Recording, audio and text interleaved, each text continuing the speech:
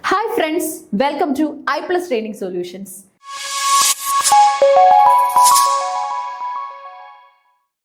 ഇന്നത്തെ ക്ലാസ്സിൽ നമ്മൾ ഡിസ്കസ് ചെയ്യാനായിട്ട് പോകുന്നത് സെറ്റ് ഇംഗ്ലീഷിൽ ഇമ്പോർട്ടന്റ് ആയിട്ട് എക്സിസ്റ്റ് ചെയ്യുന്ന രണ്ട് ടോപ്പിക്കുകളാണ്. ഓക്കെ, ESL-ഉം EFL-ഉം. Okay, English as a second language and English as a foreign language. ഈ ടോപ്പിക്കാണ് ഇന്ന് നമ്മൾ നോക്കാനായിട്ട് പോകുന്നത്. സ്റ്റേറ്റ്മെന്റ് ചോദ്യങ്ങളായിട്ടും ഡയറക്ട് ക്വസ്റ്റ്യൻസ് ആയിട്ടും ഒക്കെ അപ്പിയർ ചെയ്യുന്ന ഏരിയയാണ് ESL-ഉം EFL-ഉം. ഇത് തമ്മിൽ എന്തെങ്കിലും ഡിഫറൻസുകൾ ഉണ്ടോ?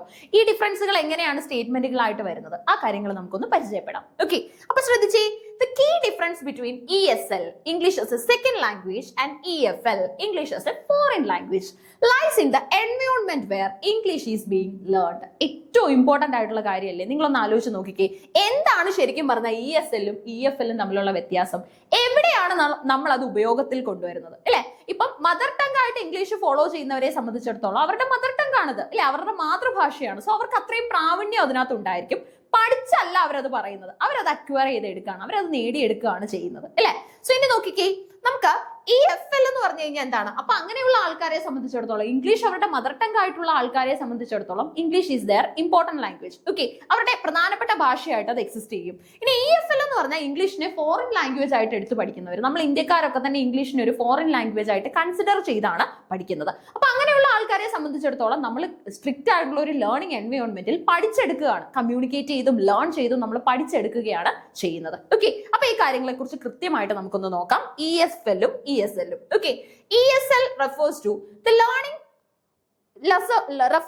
learning English in an English speaking country, while EFL refers to learning English in a non-English speaking country. അപ്പൊ ESL എന്ന് പറഞ്ഞാൽ ഒരു ഇംഗ്ലീഷ് സ്പീക്കിംഗ് കൺട്രിയിൽ നമ്മൾ ഇംഗ്ലീഷ് പഠിക്കുന്നു. ഓക്കെ, അപ്പൊ ആ ഒരു എൻവയോൺമെന്റ് അത്തരത്തിലായിരിക്കും. ഇനി EFL എന്ന് പറഞ്ഞാൽ നോൺ ഇംഗ്ലീഷ് സ്പീക്കേഴ്സ് ഉള്ള ഒരു കൺട്രിയിൽ നമ്മൾ ഇംഗ്ലീഷ് പഠിക്കുന്നു. നമ്മുടെ ടാർഗറ്റ് ലാംഗ്വേജ് ആക്കാൻ വേണ്ടി നമ്മൾ ഇംഗ്ലീഷ് പഠിക്കുന്നു. അപ്പൊ ഇതാണ് ആ ഒരു ലേണിംഗ് എൻവയോൺമെന്റ് ആണ് ശരിക്കും പറഞ്ഞ ഏറ്റവും വലിയ matter. Okay, where you are actually using English language, that matters a lot. Okay, ശ്രദ്ധിച്ചേ, in a sense ESL learners are surrounded by English in their daily lives, while EFL learners primarily encounter English in a classroom setting. ESL ലേണേഴ്സിനെ സംബന്ധിച്ചിടത്തോളം അവരുടെ ചുറ്റുപാടുള്ളവരൊക്കെ തന്നെ English സംസാരിക്കുന്ന ആൾക്കാരാണ്, അല്ലെ. So ആ ഒരു language communicate ചെയ്തെങ്കിൽ മാത്രമേ അവരുടെ ഡേ ടു ഡേ അപ്ഡേറ്റ്സ് നടക്കത്തുള്ളൂ. പക്ഷെ EFL-ൽ അങ്ങനെ ഒരു പ്രശ്നമില്ല. കാരണം അവരെ ചുറ്റിപ്പറ്റിയുള്ള ആൾക്കാരെല്ലാം തന്നെ പല മദർ ടങ് സംസാരിക്കുന്നവരായിരിക്കും, അല്ലെ. സോ അവരെ സംബന്ധിച്ചിടത്തോളം ഇംഗ്ലീഷ് എന്ന് പറയുന്ന ഒരു ടാർഗറ്റ് ലാംഗ്വേജ് ആയിരിക്കും. സോ ക്ലാസ് റൂമിൽ മാത്രം, പലപ്പോഴും ഇംഗ്ലീഷ് പീരീഡുകളിൽ അല്ലെങ്കിൽ ലേണിംഗ് സെക്ഷനുകളിൽ മാത്രമായിരിക്കും നമ്മൾ എന്ത് യൂസ് ചെയ്യുന്നത്? ഇംഗ്ലീഷ് യൂസ് ചെയ്യുന്നത്, അല്ലെ. അപ്പൊ ESL യൂസ് ചെയ്യുന്നതും EFL യൂസ് ചെയ്യുന്നതും തമ്മിൽ വലിയൊരു വ്യത്യാസമുണ്ട്. ഒരു ഡേ ആൻഡ് നൈറ്റ് ഡിഫറൻസ് തന്നെ എക്സിസ്റ്റ് ചെയ്യുന്നുണ്ട്. ഓക്കെ, സോ നോക്കിക്കേ, ESL എന്ന് പറഞ്ഞു കഴിഞ്ഞാൽ English as a second language ആണ്. എൻവയോൺമെന്റ് നോക്കിക്കഴിഞ്ഞാൽ learning English in A second in a English speaking country like United States, Canada, UK, Australia, New Zealand, അല്ലെ. ഇപ്പൊ നമ്മള് യുണൈറ്റഡ് സ്റ്റേറ്റ്സില്, കാനഡയില്, UK-ല്, ഓസ്ട്രേലിയയില്, ന്യൂസിലാൻഡിലൊക്കെ തന്നെ ഇംഗ്ലീഷ് ആൾക്കാർ പഠിക്കുന്നത് അവരുടെ ലാംഗ്വേജിന്റെ ഭാഗമാണ് ഇംഗ്ലീഷ്, അല്ലെ. സോ ജസ്റ്റ് ഒരു അപ്ഡേഷൻ, അല്ലെങ്കിൽ അവരുടെ സിറ്റുവേഷനിൽ അല്ലെങ്കിൽ അവരുടെ ചുറ്റുപാടും അവർ കാണുന്നത് ഇംഗ്ലീഷ് സംസാരിക്കുന്ന ആൾക്കാരെയാണ്. കൂട്ടത്തിൽ അവരത് പഠിക്കുകയും ചെയ്യുന്നു. അപ്പൊ മച്ച് ഈസിയർ ആയിരിക്കും. നമ്മളിപ്പോ മലയാളത്തിന്റെ കേസിൽ തന്നെ സംസാരിക്കുന്നതും മലയാളമാണ്, പഠിക്കുന്നത് മലയാളമാണെങ്കിൽ കുറച്ചും കൂടി ഈസി ആയിരിക്കും. ആ ഒരു പോയിന്റ് ആണ് നമ്മൾ ഇവിടെ കാണുന്നത്. ഓക്കെ, ഇനി അടുത്തത് ഒരു എക്സ്പോഷറിനെ കുറിച്ച് നമ്മൾ നോക്കുന്നുണ്ട്. High level of exposure to English outside the classroom in daily life. Example shopping, work, social interaction etcetera. ജോലിക്ക് പോകുന്ന സ്ഥലത്ത്, ചുറ്റുപാടുള്ള ആൾക്കാരുടെ അടുത്ത്, നെയ്ബേഴ്സിന്റെ അടുത്ത് എല്ലാം നമുക്ക് എന്തേ സംസാരിക്കാൻ പറ്റൂ? ഇംഗ്ലീഷ് സംസാരിക്കാൻ പറ്റൂ. അപ്പൊ നമ്മൾ പോലും അറിയാത്ത ഒരു എക്സ്പോഷർ അവിടെ വരുന്നുണ്ട്. നമ്മൾ അത് സംസാരിച്ച് മാത്രമേ നമുക്ക് അവിടെ നിലനിൽക്കാനായിട്ട് സാധിക്കത്തുള്ളൂ. ഇനി നോക്കിക്കേ, മോട്ടിവേഷൻ എങ്ങനെയായിരിക്കും? often driven by a need to integrate into the society and succeed in daily activities, potentially for academic and professional pursuits. ഇല്ലേ, നമ്മളിപ്പോ അമേരിക്കയിലേക്ക് ഷിഫ്റ്റ് ചെയ്ത് ചെന്ന് കഴിഞ്ഞാൽ നമ്മൾ നമ്മുടെ മദർ ടങ് അവിടെ സംസാരിച്ചു കഴിഞ്ഞാൽ ആർക്കും മനസ്സിലായിക്കൊള്ളണമെന്നില്ല, അല്ലെ. പല ആൾക്കാർ പല മദർ ടങ്ങിൽ കമ്മ്യൂണിക്കേറ്റ് ചെയ്ത് കഴിയുമ്പോൾ അത് കമ്മ്യൂണിക്കേഷനകത്തിൽ ഉണ്ടാകുന്ന പല ബാരിയേഴ്സിനും കാരണങ്ങളായിട്ട് മാറും. സോ അങ്ങനെയുള്ള സ്റ്റേജിൽ അവരുടെ ലാംഗ്വേജ് പഠിച്ചെടുക്കുക എന്നുള്ള ഒരു കാര്യം മാത്രമേ നമുക്ക് ചെയ്യാൻ പറ്റൂ. ഇപ്പൊ ജർമ്മനിയിൽ പോകുന്ന ആൾക്കാർ ഇവിടുന്ന് തന്നെ B1, B2 എക്സാമുകൾ ക്ലിയർ ചെയ്തു പോകുന്നു. കാരണം എന്താണ്?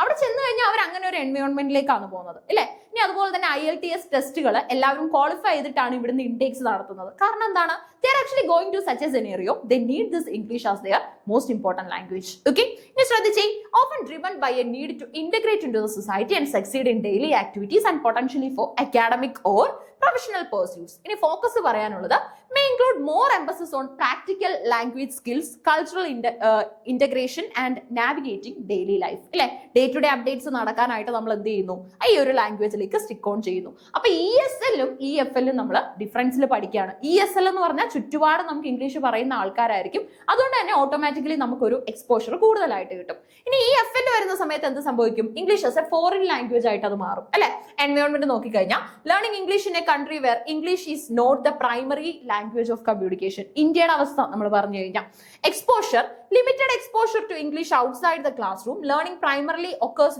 Within the educational setting. Teacher ക്ലാസ്സിലുള്ള സമയത്ത് അല്ലെങ്കിൽ ടീച്ചർ ടാസ്കുകൾ കൊടുക്കുന്ന സമയത്ത് മാത്രമായിരിക്കും കുട്ടി ഇംഗ്ലീഷിൽ കമ്മ്യൂണിക്കേറ്റ് ചെയ്യാനായിട്ട് ശ്രമിക്കുന്നത്. അല്ലെ, നമ്മൾ അതിനുവേണ്ടി പലതരത്തിലുള്ള പ്രോഗ്രാമുകൾ ഇനിഷ്യേറ്റ് ചെയ്തിട്ടുണ്ട്. അല്ലെ, പലതരത്തിലുള്ള ലേണിംഗ് സപ്പോർട്ട് പ്രോഗ്രാമുകൾ നമ്മൾ ഇനിഷ്യേറ്റ് ചെയ്തിട്ടുണ്ട്.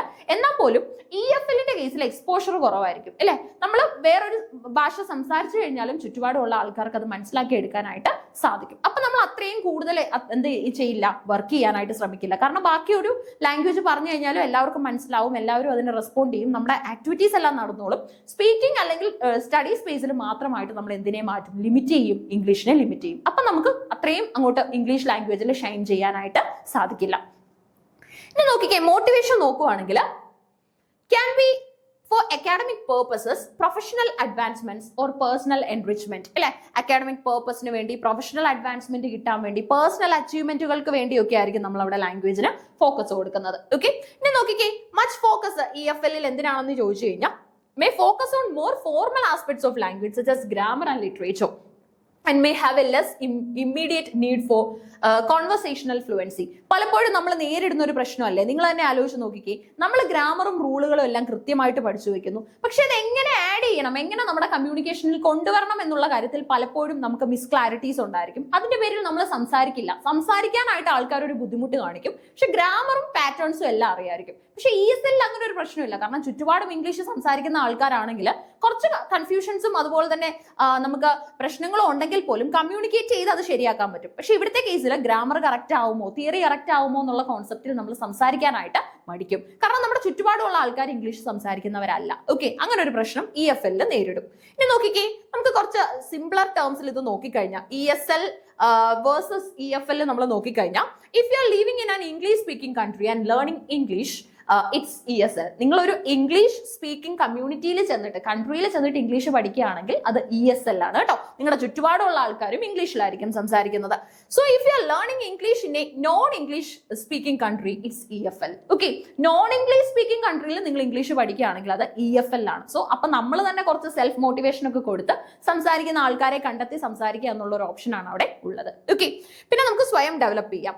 While the core objective of both ESL and EFL is to help learners achieve proficiency in English, the different learning environments leads to variations in curriculum, teaching methodologies and the specific need for the learners. Okay, so specific need of the learners ne okke thanne boost cheyanayittu nammal maximum ശ്രമിക്കണം. അപ്പോൾ ആരാണ് നിങ്ങളുടെ guide അല്ലെങ്കിൽ ആരാണ് നിങ്ങളെ lead ചെയ്യുന്നത് എന്നുള്ളത് ഒരു മാറ്റർ ആണ്. അവർ തരുന്ന ടാസ്കുകളും നിങ്ങൾക്ക് അതുപോലെ തന്നെ ചെയ്യാൻ സാധിച്ചു കഴിഞ്ഞാൽ, ഷൈനസ് ഒക്കെ ഒന്ന് മാറ്റി വെച്ച് കഴിഞ്ഞാൽ, we can get excel in English language. Okay, അപ്പോൾ ഇതാണ് ESLും EFLും തമ്മിലുള്ള വ്യത്യാസം. കൺഫ്യൂഷൻ ഉള്ളവരെ അത് മാറ്റി വെച്ച് പഠിച്ചു വേണം എക്സാമിന് പോകാനായിട്ട്. ESL എന്ന് പറഞ്ഞാൽ ഇംഗ്ലീഷ് സംസാരിക്കുന്നവരുടെ ഇടയിൽ ചെന്നിട്ട് നമ്മൾ ഇംഗ്ലീഷ് പഠിക്കുന്നു. EFL എന്ന് പറഞ്ഞാൽ ഇംഗ്ലീഷിന് അധികം പ്രാധാന്യം ഇല്ലാത്തൊരു കൺട്രിയിൽ നമ്മൾ നമ്മുടെ അച്ചീവ്മെന്റ്സിന് വേണ്ടി ഇംഗ്ലീഷ് പഠിക്കുന്നു. അപ്പോൾ മച്ച് ഈസിയർ ആയിട്ട് ഇംഗ്ലീഷ് ഫ്ലുവൻസി കിട്ടുന്നത് എവിടെയായിരിക്കും? ESL തന്നെയായിരിക്കും. Through self motivation and so on നമുക്ക് EFL വെച്ചിട്ടും ഇംഗ്ലീഷിൽ എക്സൽ ചെയ്യാനായിട്ട് സാധിക്കും. അപ്പോൾ ഇത് കൃത്യമായിട്ടൊന്ന് പഠിച്ചു വെക്കുക. Thank you.